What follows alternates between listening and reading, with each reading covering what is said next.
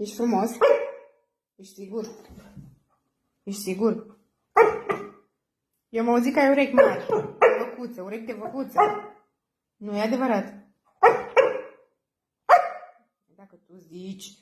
Dar nasul cum e? Frumos? Eu am înțeles că e mare. E mare nasul. Dar ești buzat? Da, un pic. Să vedem. Așa. Șezi. Da, arată-mi tu mie lăbuțele. Cum sunt lăbuțele? Dă lăbuța aici. Dă. Așa. Sunt frumoase? Și curate?